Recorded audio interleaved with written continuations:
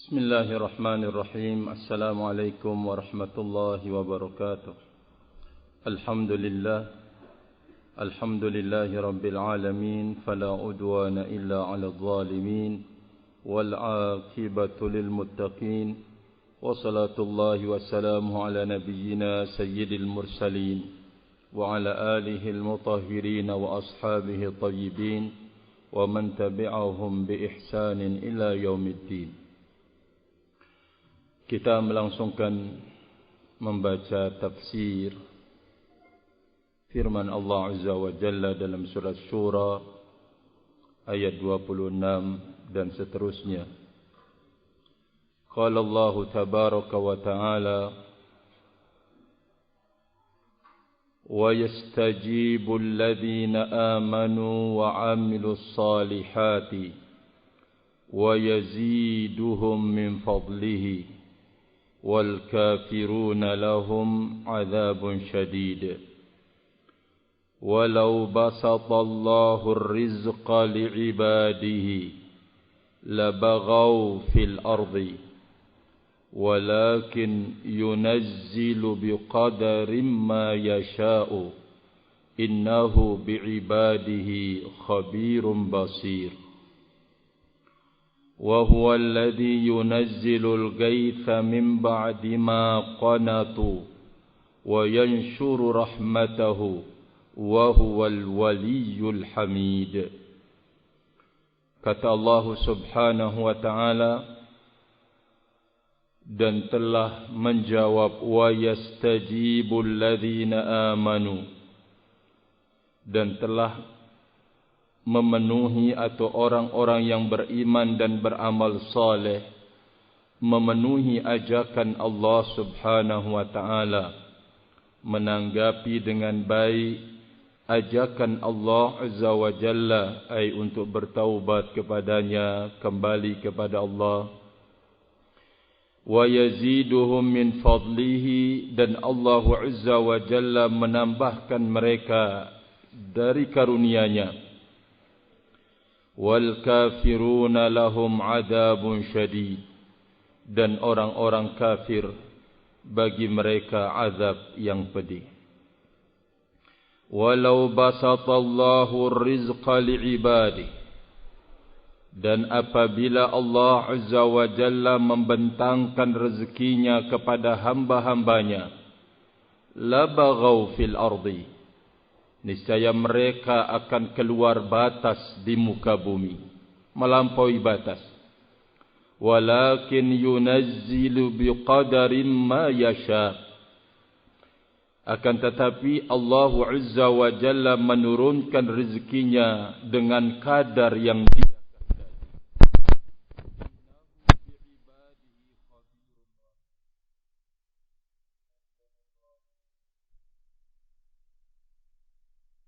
Allah Azza wa Jalla mengajak seluruh hambanya untuk kembali kepada Allah, bertaubat dari segala kekurangan-kekurangan.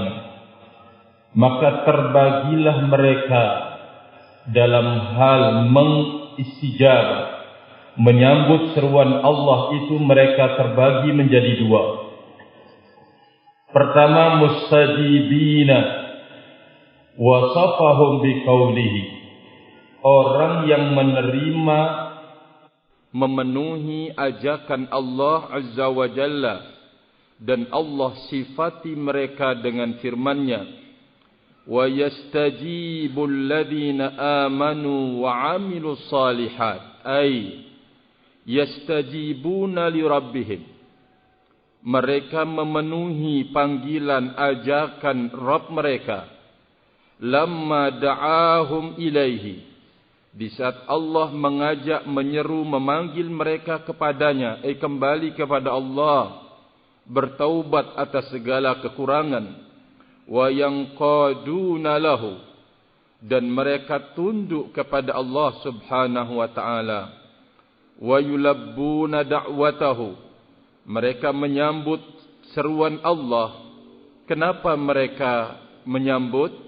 Li'anna ma ma'ahum minal iman wal amalis salihi yahmiluhum ala dhalik. Karena apa yang ada pada mereka dari keimanan dan amal saleh yang menggiring, yang membawa, yang membantu mereka untuk memenuhi panggilan Allah tersebut. Fa idzastajabu lahu, maka jikalau hamba itu memenuhi panggilan Allah, syakarallahu lahum, Allah Azza wa Jalla akan membalas dengan kesyukuran kepada mereka, membalas kebaikan kepada mereka. Dia Allah Al-Ghafurus Syakur, Dia Allah Maha Pengampun dan Maha Pemberi balasan. Setelah itu beliau Allah Azza wa Jalla mengatakan, wa yaziduhum min fadlihi, dan Allah menambahkan kepada mereka dari karunia-Nya taufiqan. Allah menambah mereka taufik di atas taufik. Wa nasyatan 'alal amal, Allah menambah semangat untuk beramal. Wa zadahum mudha'afatan fil ajr, dan Allah menambah mereka dengan lipatan ganda dalam nilai pahala, ziyadatan amma tastahiquhu a'maluhum minas thawabi wal fawzil azim. Allah menambah dari apa yang semestinya nilai amalannya, ma tastahiqu amaluhum, apa yang pantas amalannya itu untuk mendapatkan dari pahala dan keberuntungan yang besar. Ini golongan yang pertama. Maka kita diberitahukan bahwa golongan yang pertama ini menyambut ajakan Allah Azza wa Jalla karena memang ada taufik dari Allah. Satu, ketika yang menyambut ini bertambah kebaikan di dalam hidupnya, itu taufik yang berikutnya dari Allah Azza wa Jalla. Taufik di atas taufik, barakallahu fikum.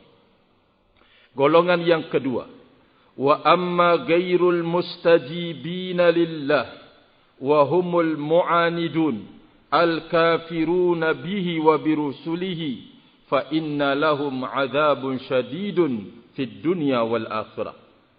Adapun orang yang tidak mau menyambut ajakan Allah, yaitu mereka para penentang, kafir terhadap Rasul-Rasul Allah, mereka kafir terhadap Rasul Allah, bagi mereka azab yang pedih di dunia dan di akhirat. Kita langsungkan kepada tafsir yang ke-27. Thumma dzakara anna min lutfihi bi'ibadihi annahu la yuwassi'u 'alaihimud dunya sa'atan ay si'atan tadurru bi adyanihim.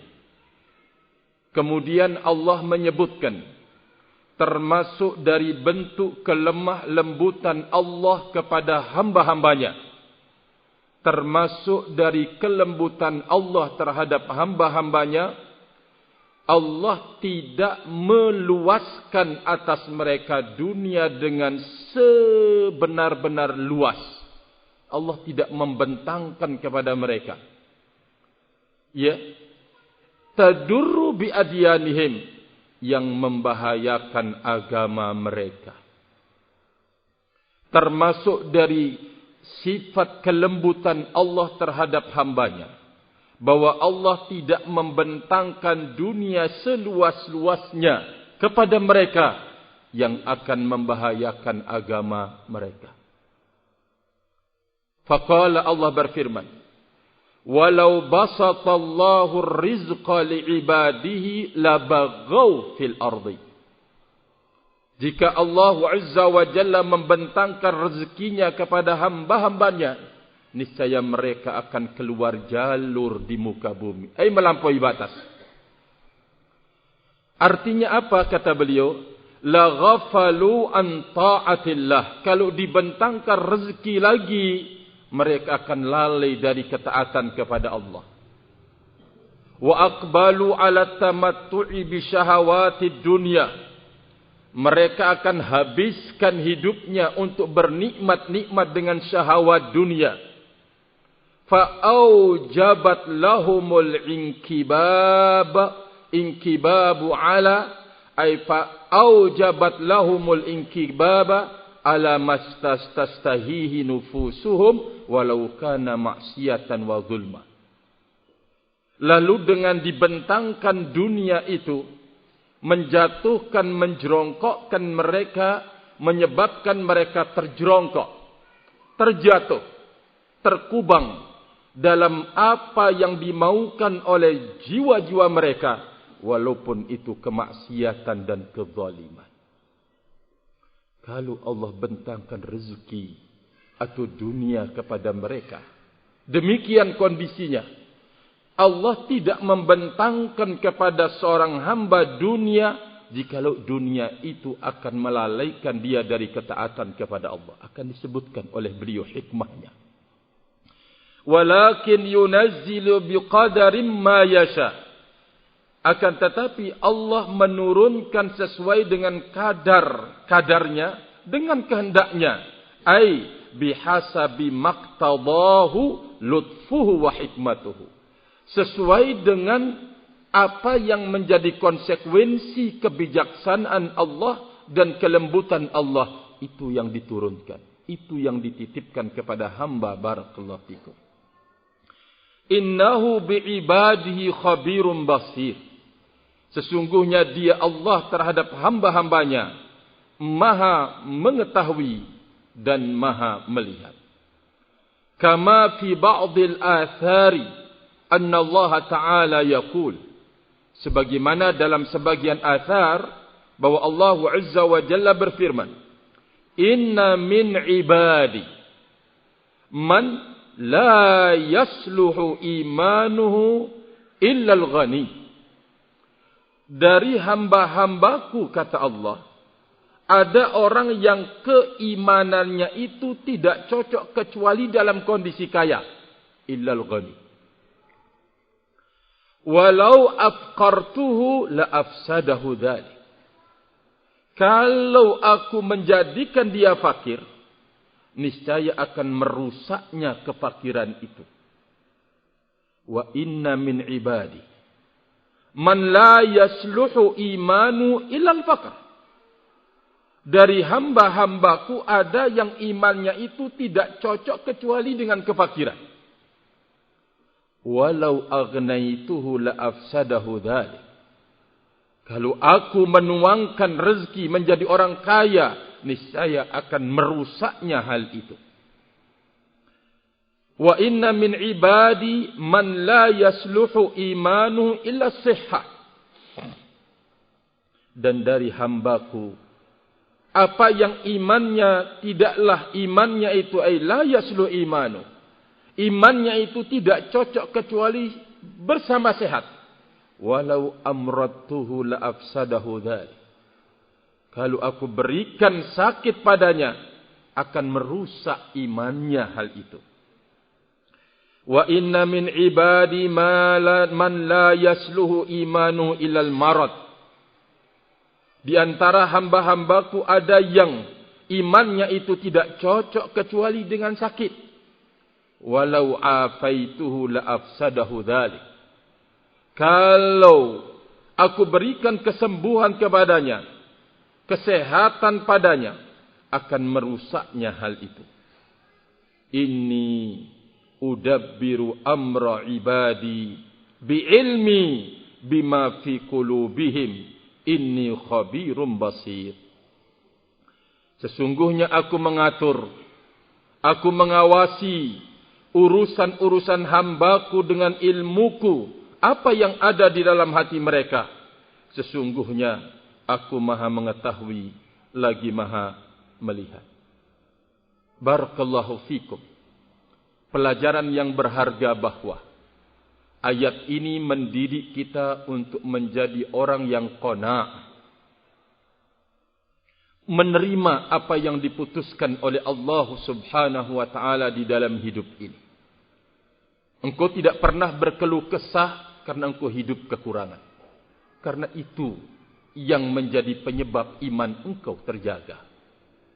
Itu yang menyebabkan jikalau engkau dituangkan rezeki yang banyak, mungkin engkau akan menjadi kufur kepada Allah Azza wa Jalla. Ayat ini sekali lagi mendidik kita untuk bersifat qanaah. Kedua, ayat ini menegur kita dengan teguran yang sangat indah, bahwa apa yang kita dapatkan di dalam hidup atau yang sudah tertulis dalam catatan rezeki, semuanya itu di atas keadilan Allah buat engkau, di atas kebijaksanaan Allah subhanahu wa ta'ala. Barakallahu fikum, rahimani wa rahimakumullahu jami'an. Sehingga jangan sampai kita terjatuh dalam satu perbuatan yang menodai keimanan, yaitu mengeluhkan Allah kepada hamba-hamba, mengeluhkan perbuatan Allah Azza wa Jalla, keputusan yang dibangun di atas ilmu dan kebijaksanaan Allah, mengeluhkannya kepada hamba-hamba. Barakallahu fikum. Tidak menerima dikeluhkan kepada istrinya, kepada barakallahu fikum anaknya, atau mungkin kepada temannya, apa yang sedang diujikan oleh Allah Azza wa Jalla pada dirinya, padahal hamba itu tidak bisa berbuat apa-apa. Rahimani wa rahimakumullahu jami'an. Maka apa yang Allah tuliskan kita dalam catatan rezeki siapapun, maka itu adalah kebijaksanaan Allah subhanahu wa ta'ala. Namun termasuk sesuatu yang diperbolehkan, yaitu at-tamannil khair, berangan-angan dan bercita-cita, atau yang disebut oleh Rasul sallallahu alaihi wasallam dengan kata hasad. Dia melihat betapa butuhnya dakwah itu dengan dana. Dia berandai-andai, ya Allah, sekiranya saya menjadi orang yang kaya, ya, saya akan berinfak. Niatan ini mulia, tetapi jangan sampai merusak sebuah keyakinan. Diadakan, ditempatkan dan diposisikan kita ke dalam pada posisi demikian, kaitannya dengan dakwah, maka itu adalah kebijaksanaan Allah Azza wa Jalla.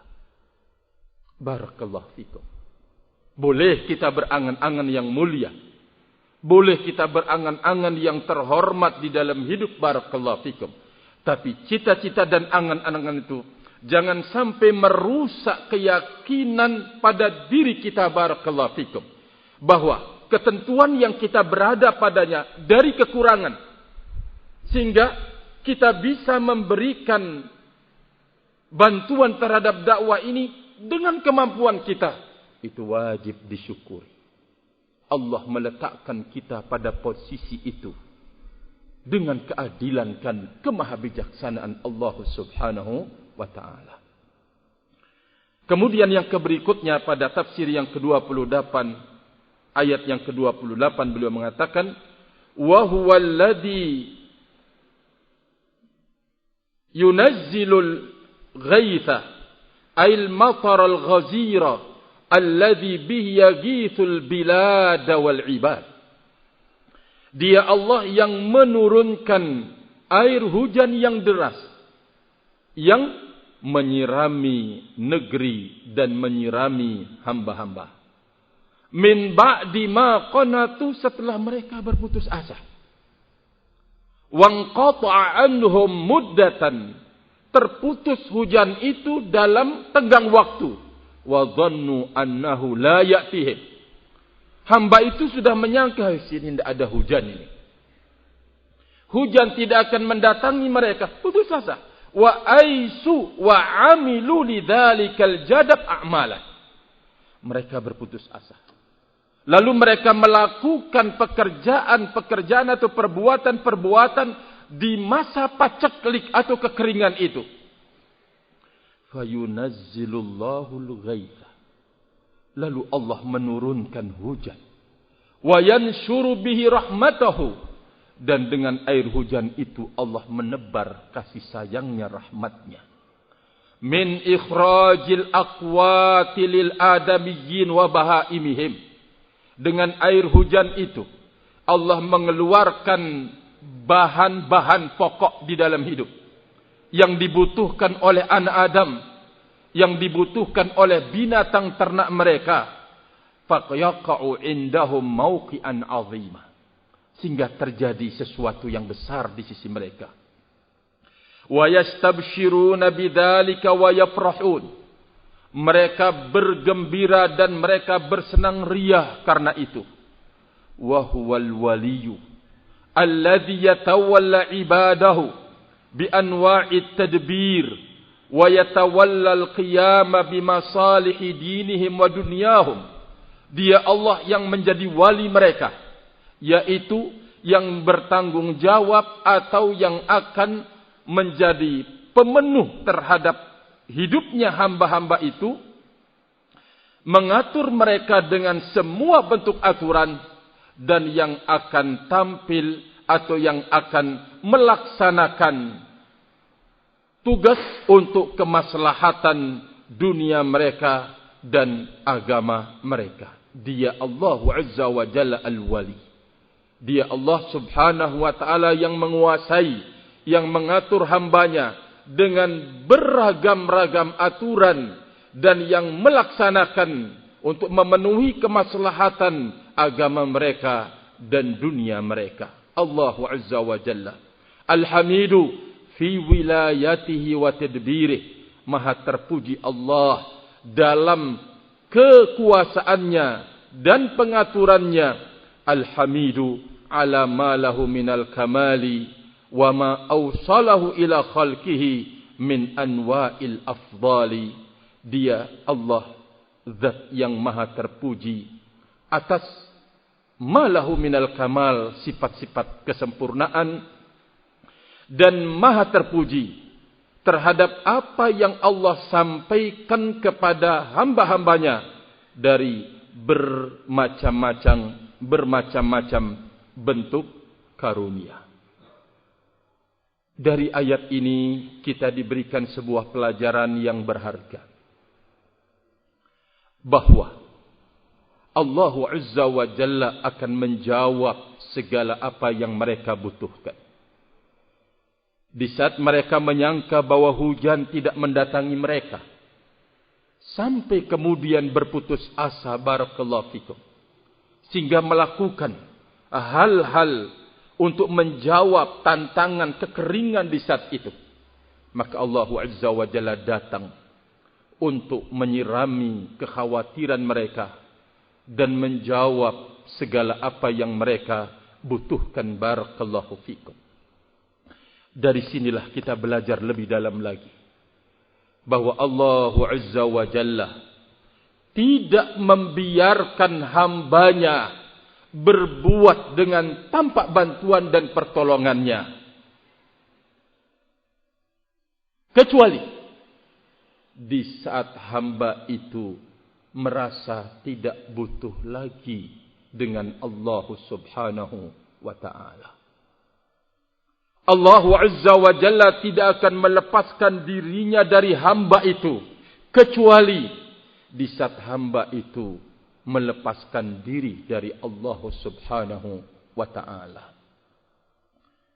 Pertanyaan berikutnya, adakah hamba yang merasa tidak butuh dari Allah? Adakah hamba yang meninggalkan Allah Azza wa Jalla? Jawabannya ada. Bahkan Allah telah menyebutkan dalam hadis qudsinya satu dosa yang itu merupakan gambaran dia melepaskan diri dari Allah Azza wa Jalla. Apa itu? Kata Allah Azza wa Jalla dalam hadis qudsi, man amila amalan asyraka fihi ma'i taraktuhu wa syirkahu. Barang siapa yang melakukan amalan, kata Allah Azza wa Jalla, dia menyekutukan aku pada amalan itu, Dia mengharapkan selain ridhonya Allah. Dia mengharapkan selain wajahnya Allah. Dia mengharapkan nilai bukan nilai dari Allah Azza wa Jalla. Aku tinggalkan dia. Aku biarkan dia. Dan bersama yang disekutukannya aku dengannya. Allah Azza wa Jalla berlepas diri dari hamba itu. Maka termasuk pengajaran doa Nabi sallallahu alaihi wa ala alihi wasallam adalah wala takilni ila nafsi tarfata ain.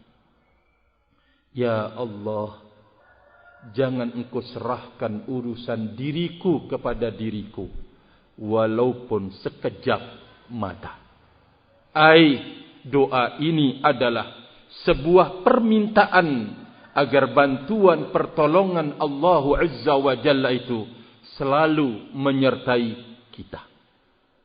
Keberikutnya dan terakhir, Al-Imam Ibnul Qayyim rahimahullahu ta'ala telah menyebutkan terkait dengan kerendahan dan kehinaan yang didapatkan oleh seseorang dari Allah Azza wa Jalla. Bagaimana bentuknya? Kata beliau, al-khadlanu.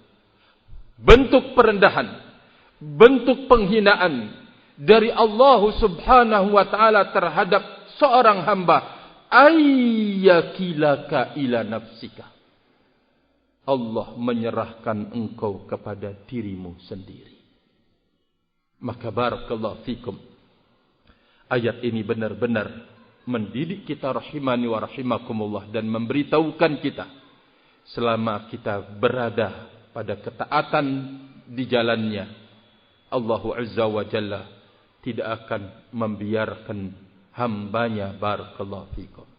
Wallahu ta'ala alam bis-shawab wa akhiru da'wana alhamdulillah. Subhanakallahumma wa bihamdika asyhadu an la ilaha illa anta astaghfiruka wa atubu ilaik. Wassalamualaikum warahmatullahi wabarakatuh.